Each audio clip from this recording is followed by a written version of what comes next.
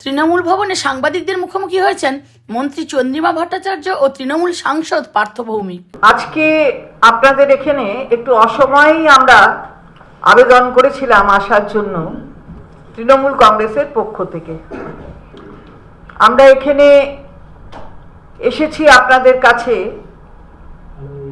কিছু বিষয় বলার জন্য। আমার সাথে সম্মানীয় সাংসদ পার্থ ভৌমিক তিনিও আছেন।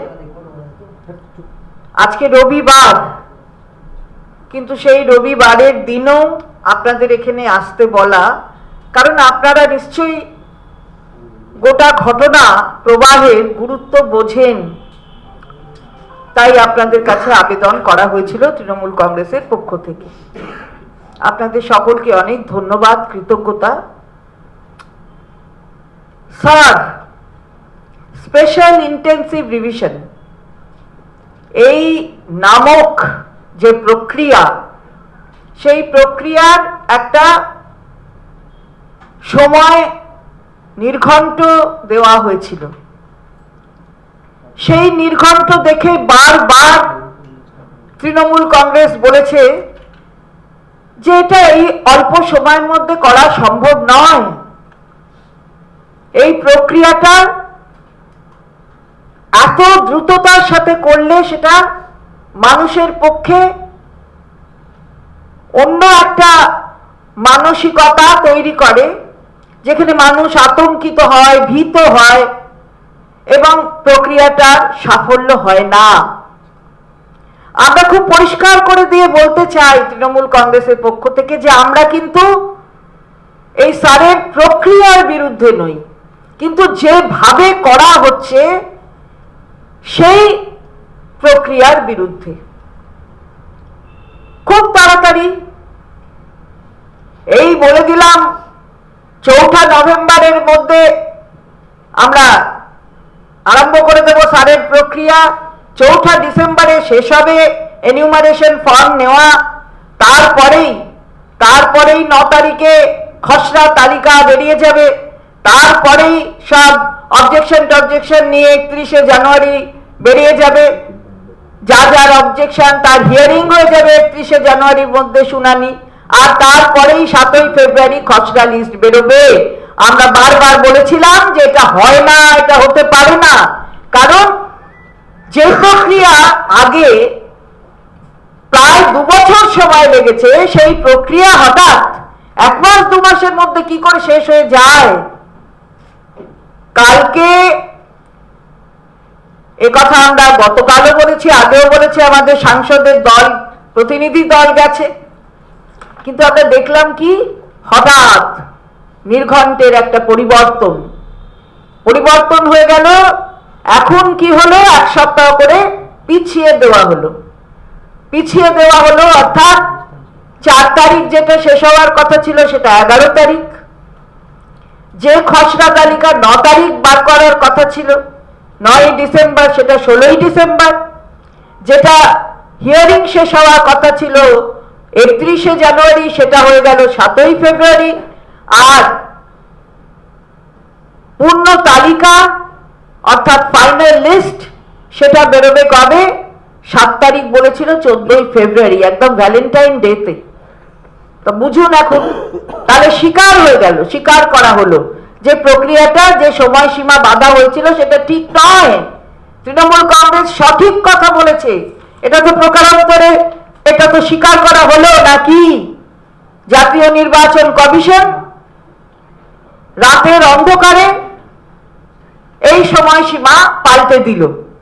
এটা কি হলো তাহলে? এত 40 জনের ওপর যে মারা গেল তার দায়টা কে নেবে? রক্তের দায়, হাতে রক্ত কার লেগে? স্বীকার তো করে নেওয়া হলো সময়সীমা বাড়িয়ে যে দায়টা তাদেরই ছিল। তাহলে এর উত্তরটা কে দেবে যে এতজন মানুষকে যে আমরা হারালাম? তাহলে সেই কথাটা কে এর জবাব দেবে মানুষের কাছে? প্রান্তিক মানুষ তারা এই আতঙ্কের শিকার হয়েছে। কখনো বাংলাদেশে চলে যাবেন, বাংলাদেশের মানুষ, সীমান্তবর্তী এলাকা যেন খালি আমাদের বাংলা আর কোথাও নয়। আবার কখনো রোহিঙ্গা বাবারে বাবারে বাবা, নানা রকম বলা, মানুষকে আতঙ্কের মধ্যে ফেলা। আমরা বারবার বলেছিলাম এরকম করো না, এরকম করা যায় না, এটা হয় না, কিন্তু তাতে তখন কর্ণপাত করেনি, পরে কিন্তু বুঝেছে, ভুলটা স্বীকার করলো। তা আমরা বলতে চাই যে যখন বিরোধীদের পক্ষ থেকে বিরোধী দলনেতা সহ অন্যান্যরা তারা বলছেন 1 কোটি বাদ যাবে, কখনো বলছেন এই 8 দফার নির্বাচন এবার হবে না, 2-3 দফায় হবে। আচ্ছা, এরা জানছে কি করে বলুন তো? নির্বাচন কমিশন নাকি স্বায়ত্ত শাসিত একটি সংস্থা? তাহলে এরা জানছে কি করে? তাহলে কি এরা ইলেকশন কমিশন অফ ইন্ডিয়া নয়, জাতীয় নির্বাচন কমিশন নয়, এরা আসলে ভারতীয় জনতা পার্টির নির্বাচন কমিশন? তাদের সাথে কথাবার্তা বলেই এগুলো হয় নাকি? আমরা প্রশ্ন করতে চাই যে দায় কে নেবে? মৃত্যুর দায় কে নেবে? বিশৃঙ্খলার দায় কে নেবে? আর তৃণমূল কংগ্রেস যে সবসময় সঠিক কথাটা বলে, এটা আরেকবার প্রমাণিত হলো। এটা তো বলবেন কি করতে চেয়েছিলেন আসলে? চুপচাপ ঢাকবেন পাপ। আরে মানুষের কাছে চাইতে হবে মাপ, হাত জোর করে। এটা মনে রাখুন, তৃণমূল কংগ্রেস যেটা বলে সেটা সঠিক কথা বলে। আমাদের মাননীয় সাংসদ অভিষেক বন্দ্যোপাধ্যায় বারে বারে বলেছিলেন এই কথা, এত তাড়াতাড়ি করবেন না। যদি সব ভুল হয়ে থাকে আগে, তাহলে আগের নির্বাচনগুলোও ভুল হয়ে গেছে, 24 সালেও নির্বাচন তাহলে ভুল। আপনি সময় নিয়ে করুন।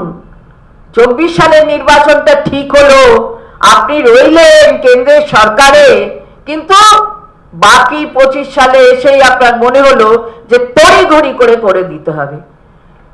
প্রশ্নও তুলেছিলেন, 5টি অত্যন্ত গুরুত্বপূর্ণ প্রশ্ন, এবং আমার সঙ্গে মাননীয় সাংসদ পার্থ ভৌমিক আছেন, তিনিও তার কথা বলবেন দলের পক্ষ থেকে। এই যে 5টি গুরুত্বপূর্ণ প্রশ্ন মাননীয় সাংসদের পক্ষ থেকে তোলা হয়েছিল, অভিষেক বন্দ্যোপাধ্যায় তুলেছিলেন এই 5টি প্রশ্ন।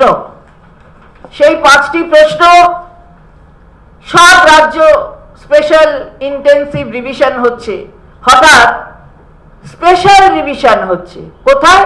না অসমে। অসম কি সীমান্তবর্তী রাজ্য নয়? আমরা প্রশ্ন করতে চাই, উত্তর পূর্বে আরো রাজ্যগুলো কি সীমান্তবর্তী রাজ্য নয়? খালি বাংলায় কি সীমান্তবর্তী রাজ্য? এই প্রশ্ন তুলেছিলেন অভিষেক বন্দ্যোপাধ্যায় মাননীয় সাংসদ। আমি আগেও বলেছি, এই প্রশ্নটাই তুলেছিলেন অভিষেক বন্দ্যোপাধ্যায়, যে ত্রুটিপূর্ণ যদি আগের তালিকা হয় তাহলে স্টেপ ডাউন করুন, সরকার থেকে বেরিয়ে আসুন, ত্রুটি মুক্ত নির্বাচন কমিশনের একটা লিস্ট হোক, ভোটার লিস্ট, সেইটাতে আবার লড়াই করে আসুন। তার উত্তর নেই। এই যে এত মৃত্যু হয়েছে অপরিকল্পিতভাবে, পরিকাঠামোহীন একটা ক্ষেত্র তৈরি করে, তার উত্তর দেবে কে, দায় নেবে কে, সে কথাও তিনি তুলেছিলেন। উদ্বেগ প্রকাশ করেছিলেন যে বিজেপির তুচ্ছ অভিযোগগুলো প্রাধান্য পাচ্ছে, কিন্তু তৃণমূল কংগ্রেস যখন সঠিক অভিযোগ করছে সেটা প্রাধান্য পাচ্ছে না। কিন্তু আজকে প্রকারান্তরে তৃণমূল কংগ্রেসের কথাটাকেই স্বীকার করতে হয়েছে। আর তিনি দাবি করেছিলেন যে 1 কোটি ভোটার বাদ যাবে, ইলেকশন অত দফায় হবে না, এত দফায় হবে। বাবা, কার সাথে ভাব? আমরা প্রশ্ন করতে চাই, কার সাথে ভাব? কোনো উত্তর নেই। মুখ্য নির্বাচন কমিশনার তিনি এখনো অব্দি একটা কথারও উত্তর দেননি। ওই চুপচাপ ঢাকতে হবে পাপ। আমরা আবারও বলছি, চাইতে হবে মাপ। এটা মনে রাখবেন, জনতার কাছে, জনতার উপরে কেউ নেই। আমি মাননীয় সাংসদ আমাদের পার্থ ভৌমিক, তাকে তার কথা বলার জন্য অনুরোধ করব। ধন্যবাদ মাননীয় মন্ত্রী চন্দ্রিমা ভট্টাচার্য মহাশয়কে। তিনি তার কথা দলের পক্ষ থেকে, তৃণমূল কংগ্রেসের পক্ষ থেকে বিস্তারিতভাবে বলেছেন। এর সঙ্গে অতিরিক্ত দুটো কথা আপনাদের স্মরণ করিয়ে দিতে চাই। যে কোনো কাজ করতে গেলে তার একটা পরিকল্পনা দরকার। একটা মানুষ যখন তার বাড়ি তৈরি করে তারও একটা প্ল্যান থাকে। আমরা প্রথম দেখলাম যে ভারতবর্ষের একটা গুরুত্বপূর্ণ দপ্তর, স্বয়ংশাসিত সংস্থা নির্বাচন কমিশন, উইদাউট এনি প্ল্যানিং, নেই কোনো পরিকাঠামো, নেই কোনো প্ল্যানিং, কোনো ফিল্ড ভিত্তিক প্রস্তুতি, তারা এসআইআরটা জোর করে চাপিয়ে দিলেন। বাংলার মাননীয় মুখ্যমন্ত্রী মমতা বন্দ্যোপাধ্যায় এবং আমাদের দলের সর্বভারতীয় সাধারণ সম্পাদক সাংসদ অভিষেক বন্দ্যোপাধ্যায় বারংবার একটা কথা বলেছেন যে কাজটা 2 বছরের সেটা কি করে 2 মাসে করা সম্ভব, এবং এই কাজটা যদি পরিকল্পনা ভিত্তিক করতে হতো তাহলে অনেকগুলো পরিকল্পনা করার দরকার ছিল নির্বাচন কমিশনের। প্রথম কি, বিএলওদের সঠিক প্রশিক্ষণ দেওয়া। সেকেন্ড কি, অ্যাপের গ্লিচ এটা দূর করা। থার্ড কি ছিল, ইন্টারনেট সংযোগ নিশ্চিত করা। ফোর্থ কি ছিল, ভোটার তালিকায় অসঙ্গতি কোথায় কোথায় আছে সেটাকে মানে পুরোটাকে না দেখে তারা হঠাৎ করে জোর করে একটা চাপিয়ে দিতে চাইল। এর ফলস্বরূপ আমরা কি দেখলাম, যে সারা পশ্চিমবাংলার মানুষের মধ্যে একটা বিভ্রান্তি ছড়িয়ে গেল। আজ অবধি এখন যখন আমরা প্রেস কনফারেন্স করছি 40 জন মারা গেছেন, তাতে বিএলওরা আছেন, সাধারণ মানুষও আছেন। আপনারা জানেন অনেক শিক্ষক রাজ্য নির্বাচন কমিশনের, যেটা কেন্দ্রীয় সরকারের অধীন, সেই ইসি দপ্তরের সামনে তারা ধর্নায় বসেছেন, কারণ তাদের সহকর্মীরা মারা যাচ্ছেন। আমার বক্তব্য খুব পরিষ্কার, যে তৃণমূল কংগ্রেস যে কথাটা বারবার বলছিলেন, কিংবা সাংসদ অভিষেক বন্দ্যোপাধ্যায়ের নির্দেশে যে প্রতিনিধি দল কেন্দ্রীয় নির্বাচন কমিশনের কাছে গেছিলেন, তার কোনো সদুত্তর তো আমরা পাইনি, কিন্তু একটা রেজাল্ট আমরা পেয়েছি যে নির্বাচন কমিশনও বুঝতে পারছেন যে তারা কতটা নির্লজ্জভাবে ভারতীয় জনতা পার্টির হয়ে দালালি করছে। এটা আর কেন্দ্রীয় নির্বাচন কমিশনার, তার যে স্বয়ংশাসিত ভূমিকা, তার যে নিরপেক্ষতা, সেটা খুব দুঃখজনকভাবেও আমরা বলতে বাধ্য হচ্ছি তিনি তার গরিমা হারিয়েছেন। এবং ভারতীয় জনতা পার্টি এবং সম্মানীয় প্রধানমন্ত্রী নরেন্দ্র মোদী ক্ষমতায় আসার পর আমরা দেখছি একটার পর একটা গণতান্ত্রিক প্ল্যাটফর্মকে ধ্বংস করে দেওয়া হচ্ছে। সিবিআই, ইডি, ইনকাম ট্যাক্স, এদের নিজেদের রাজনৈতিক স্বার্থে ব্যবহার করা, কোর্টকে মাঝে মাঝে শুধু নয় ভীষণভাবে প্রভাবিত করে বিরোধী দলের উপরে আঘাত হানার অপচেষ্টা, সংবাদ মাধ্যমকে হয় ভয় দেখিয়ে নইলে অন্য কোনো রকমভাবে জোর করে নিজেদের পক্ষে বলানোর চেষ্টা করাটা, এবং সর্বশেষ ভারতীয় নির্বাচন কমিশন তাদেরও নিরপেক্ষতাকে তুলে দিয়ে নিজেদের দলের স্বার্থে কাজে লাগানো। এবং যার প্রথম ধাপ আমরা দেখেছিলাম, আগে কি ছিল, প্রধানমন্ত্রী, বিরোধী দলের নেতা, সুপ্রিম কোর্টের একজন বিচারপতি। আমরা দেখলাম সুপ্রিম কোর্টের বিচারপতির জায়গাটাকে ক্যান্সেল করে প্রধানমন্ত্রী মনোনীত এক ব্যক্তির নাম, অর্থাৎ 2:1 করে দেওয়া হলো, যাতে নির্বাচন কমিশনারকে নিজেদের পছন্দ মতো বসানো যায়। এবং সেই পছন্দ মতো নির্বাচন কমিশনারের নাম হচ্ছে জ্ঞানেশ কুমার। আমার প্রশ্ন, ভারতীয় জনতা পার্টি কিংবা জ্ঞানেশ কুমার তারা কি মৃত্যুর দায় নেবেন? আমার প্রশ্ন, এই যে 40 জন মারা গেলেন, বাংলার একজনও বিজেপির নেতা, কেন্দ্রের একজনও বিজেপির নেতা, একজনও নির্বাচন কমিশনারের কোনো লোক এই 40টা পরিবারের কারোর খবর নিয়েছেন? আমাদের প্রশ্ন, 2002 সালে যাদের নাম ছিল তাদের মধ্যেও অনেকে আত্মহত্যা করলেন কেন? কারণ একটা ভয়ের পরিবেশ তৈরি করে দেওয়া হয়েছে। বিরোধী দলের নেতা কোথা থেকে জানছেন যে 1 কোটির লোকের নাম বাদ যাবে?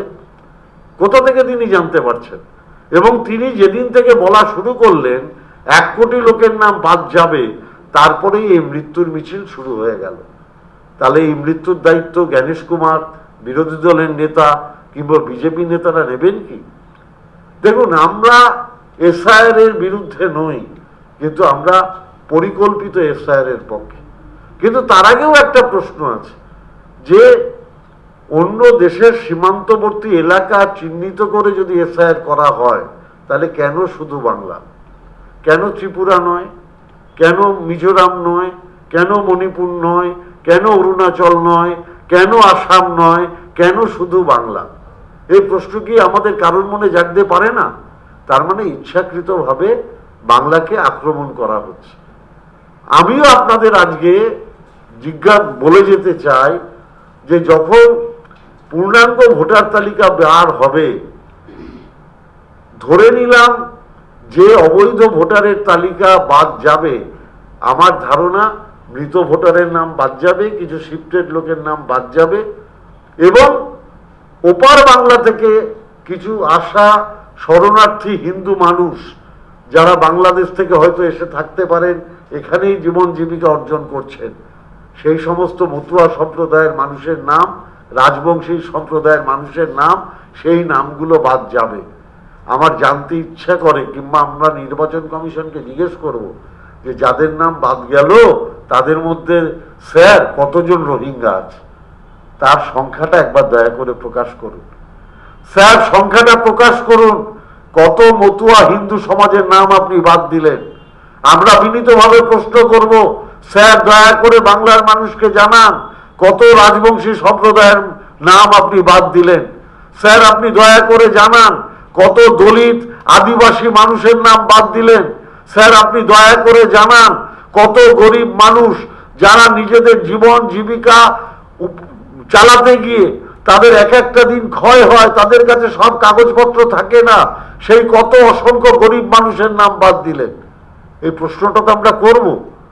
তার আগে পায়ে পা মিলিয়ে, তাদের সাথে কাঁধে কাঁধ মিলিয়ে, তাদের পাশে দাঁড়িয়ে তৃণমূল কংগ্রেস তার লড়াই চালিয়ে যাবে।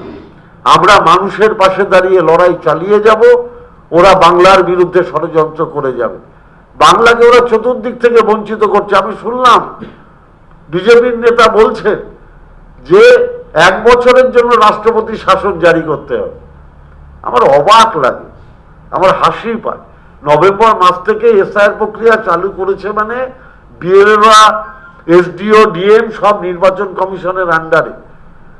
মানুষের রায়ে মে মাস অব্দি আমরা নির্বাচিত সরকার, অথচ এখন ডিএম, এসডিও, বিএলও সব পরিচালিত হচ্ছে নির্বাচন কমিশনারের দ্বারা। উন্নয়নের কাজ বাধাপ্রাপ্ত হচ্ছে, কারণ ভোটার লিস্টের কাজে ডিএম, এসডিও, বিডিও সব জড়িত হয়ে রয়েছে, এবং তারা উন্নয়নের কাজে মাথা দিতে পারছেন না, কারণ তাদের উপর নির্বাচন কমিশনের এত চাপ আছে। তাহলে নভেম্বর থেকে মে, এমনিই তো 6 মাস চলে গেল। আপনি যা ইচ্ছা করুন, ইডি করুন, সিবিআই করুন, ইনকাম ট্যাক্স করুন, কোর্ট করুন, সংবাদ মাধ্যম দিয়ে আমাদের বিরুদ্ধে বিষোদ্গার করুন, আপনারা ফেসবুক, হোয়াটসঅ্যাপ, টুইটারে বিভ্রান্তিমূলক খবর ছড়ান, কিন্তু বাংলার মানুষ যদি মমতা ব্যানার্জির পাশে থাকে, আপনাদের ক্ষমতা নেই তৃণমূল কংগ্রেসকে আপনারা বাংলা থেকে সরিয়ে দেবেন। বিরোধী দলের নেতা বলছেন 1 কোটি মানুষের নাম বাদ যাবে। আপনারা দেখুন, ভিডিওটা দেখুন, দেখুন আপনারা কি করে বলতে পারেন তিনি। 1 কোটিরও বেশি নাম বাদ যাওয়া উচিত। 1 কোটি নাম বাদ যাবে লিখে, 1 কোটি নাম বাদ যাবে লিখে রাখুন, আরে আগে পরে হতে পারে। পশ্চিমবঙ্গে 1 কোটির বেশি ভোটার তালিকা থেকে নাম কোয়াবে। পশ্চিমবঙ্গে 1 কোটির বেশি ভোটার তালিকা থেকে নাম কোয়াবে। 1 কোটি 20 লক্ষ মানুষ যারা অবৈধভাবে ভোটার হিসেবে পশ্চিমবঙ্গের মাটিতে আঁকড়ে ধরে বসে আছে, তারা কিন্তু বাদ যাবে। বিহারে যদি 56 লক্ষ নাম বাদ যায়, এটা বর্ডার স্বাভাবিকভাবে তার থেকে বেশি হওয়া উচিত হিসেবে মতো, এটা লজিক বলে। প্রচুর হিন্দুদেরও ভোট বাদ যাবে। বিহারের ধাঁচে যদি এখানে হয় সার্কুলেশন, তাহলে এদের নাম কি করে রক্ষা করবেন? কমপক্ষে 50 লক্ষ উদ্বাস্তুদের নাম বেরোবে। 1 কোটিও হতে পারে, 1 কোটিও হতে পারে। আপনারা নিজেরা শুনছেন বিজেপির নেতারা কি বলছে। তাহলে যারা এতদিন মতুয়া সমাজের ভোট নিলেন, যারা এতদিন উদ্বাস্তু যারা এসছে তাদের ভোট নিলেন, আজকে তারাই বলছেন সেই নামগুলো বাদ যাবে। অর্থাৎ বিজেপির কি চরিত্র সেটা বাংলার মানুষ অনুধাবন করতে পারছে। আপনারা বলুন তো, কেন মানুষ বারে বারে লাইনে দাঁড়াবে? আপনারা বলতে পারেন ডিমনিটাইজেশনের সময় বলেছিল আপনারা লাইনে দাঁড়ান, সমস্ত কালো টাকা আমরা বাজার থেকে শেষ করে দেব। কালোবাজারি শেষ হলো? যদি কালোবাজারি শেষ হতো তাহলে এত ইনকাম ট্যাক্স রেট হতো বিভিন্ন ব্যবসায়ীদের বাড়িতে? আমি আপনাদের জিজ্ঞাসা করতে চাই। উনি বলেছিলেন যে আমরা উগ্রপন্থী কার্যকলাপ বন্ধ করে দেব, কাশ্মীরে 370 ধারা রদ হলেই নাকি সব উগ্রপন্থী কার্যকলাপ বন্ধ হয়ে যাবে। উগ্রপন্থী কার্যকলাপ বন্ধ হয়েছে? আজকে বাংলার মানুষ জিজ্ঞেস করছে। যদি উগ্রপন্থী কার্যকলাপ বন্ধ হয়ে থাকে তাহলে পাহেলগাঁওয়ে আমার বোনের সিঁদুর কেন মুছে গেল? এই প্রশ্ন তো বাংলার মানুষ করছে। বাংলার মানুষ প্রশ্ন করছে এসআইআর এর ফলে ইতিমধ্যেই আমার বাংলায় 40 জন মানুষ মারা গেল কেন? যিনি উগ্রপন্থা ধ্বংস করতে পারেননি, যিনি কালোবাজারি ধ্বংস করতে পারেননি, তিনি কিভাবে বলছেন যে অবৈধ ভোটারদের নাম বাদ দিয়ে আমি বৈধ ভোটার তালিকা প্রকাশ করব? আর ভোটার তালিকাটা যদি অবৈধ হয়, মাননীয় সম্মানীয় প্রধানমন্ত্রী, আপনি কিছু মনে করবেন না, আপনি তাহলে তো সেই অবৈধ ভোটারদের দ্বারাই নির্বাচিত প্রধানমন্ত্রী। তারপরে আপনি কি করে প্রধানমন্ত্রীর পদে বসে আছেন? তাহলে তো আপনার পদত্যাগ করা উচিত, কারণ আপনি অবৈধ ভোটারদের দ্বারা নির্বাচিত প্রধানমন্ত্রী। আপনি পদত্যাগ করুন, সমস্ত সাংসদদের পদত্যাগ করতে বলুন, আমরা তৃণমূল কংগ্রেসের পক্ষ থেকে পদত্যাগ করতে রাজি আছি। তারপরে সারা ভারতবর্ষে একসঙ্গে রাষ্ট্রপতি শাসন জারি করে, আপনারা তো বলেন মাঝে মাঝে, তা আপনারা এসআইআর প্রক্রিয়া চালু করে দিন না, তারপরে ভোট হোক, আমরা দেখি কে ক্ষমতায় আসে। স্পেসিফিক 5টা প্রশ্ন অভিষেক বন্দ্যোপাধ্যায় করেছিলেন, তার উত্তর কেন্দ্রীয় নির্বাচন কমিশন দিতে পারেনি। রাজ্য নির্বাচন কমিশনারের কাছে, যিনি প্রতিনিধি কেন্দ্রীয় সরকারের কেন্দ্রীয় নির্বাচন কমিশনে, তার কাছে আমরা 8টা চিঠি দিয়েছি, একটারও জবাব পাইনি। আপনারা কল্পনা করতে পারেন একটা রাজনৈতিক দল 8খানা চিঠি দিচ্ছে, তার কোনো প্রত্যুত্তর নেই? তাহলে কিভাবে চলছে? বিজেপি এজেন্ট খুঁজে পাচ্ছে না। যখন এজেন্ট খুঁজে পাচ্ছে না, তখন নির্বাচন কমিশন বলে দিল বিধানসভার যে কোনো জায়গায় থাকলে এজেন্ট হতে পারবে, বিএলও 2 হতে পারবে। অর্থাৎ বিজেপি যা যা বলছে সেই মতো নির্বাচন কমিশন পরিচালিত হচ্ছে। এবং আমি দৃঢ়ভাবে বিশ্বাস করি, এই যে বিজেপির নেতারা এটা বলছেন, মানে বিজেপি নেতারা বিধানসভা ভিত্তিক কোনো তালিকা নির্বাচন কমিশনের কাছে জমা দিচ্ছেন যে এতগুলো নাম বাদ দিয়ে দেওয়া হোক, এবং এটাও দেখবেন পরবর্তীকালে প্রকাশ্যে আসবে আসবে আসবে। আমি কনফার্ম হলে, এত শিওর হয়ে কি করে বলে যে 1 কোটি নাম বাদ যাবে? তার মানে বিধানসভা ভিত্তিক ওরা কোনো তালিকা ওরা নির্বাচন কমিশনের কাছে জমা দিচ্ছে, যাতে যারা বিজেপি বিরোধী মানুষ, যারা মমতা ব্যানার্জির পক্ষের মানুষ, তাদের নামের তালিকা শুভেন্দু অধিকারীরা জমা দিচ্ছে। আমি নিশ্চিতভাবে এটা বলতে পারি। আমাদের বিনীত প্রশ্ন যে বিজেপি এটা বলার পরেও নির্বাচন কমিশনের কোনো প্রত্যুত্তর নেই। নির্বাচন কমিশনারও একবারও বলছে না যে বিজেপির এখানকার বিরোধী দলের নেতা কিংবা অন্য নেতারা যা বলছেন সেটা সঠিক নয়, একবারের জন্য বলছেন না। কেন বলছেন না? তাহলে তাদের অবস্থানটা কি? আমাদের একটাই প্রশ্ন, একটাই তার জিজ্ঞাসা, যে পরিকল্পনাহীন এই যে এসআইআর এর স্ট্রাকচার, এইটাকে সত্যি সত্যি সঠিকভাবে রূপায়িত করতে গেলে ন্যূনতম 2 বছর দরকার। এত তড়িঘড়ি এটা করা সম্ভব নয়। আমি আপনাদের মাধ্যমে তৃণমূল কংগ্রেসের দলের পক্ষ থেকে মাননীয় মন্ত্রী চন্দ্রিমা ভট্টাচার্য এবং আমি পার্থ ভৌমিক, তৃণমূল কংগ্রেসের একজন সৈনিক, আমরা সবিনয়ে আপনাদের বলতে চাই যে আপনারাও সংবাদ মাধ্যম, গণতন্ত্রের একটা বড় পীঠস্থান, আপনারা প্রকৃত ঘটনা মানুষের সামনে তুলে ধরুন। আপনাদের যদি মনে হয় আমরা কোনো লজিকের বাইরে কথা বলছি, তাহলে নিশ্চিতভাবে আপনারা আমাদের প্রশ্ন করতে পারেন। কিন্তু আমার মনে হয় আমরা যে লজিকের ভিত্তিতে কথা বলছি সেটা বাংলার মানুষ মান্যতা দিচ্ছে, এবং বাংলার মানুষের কাছে এটাও আপনাদের পৌঁছে দেওয়া উচিত, এইটুকুই আমাদের বলা।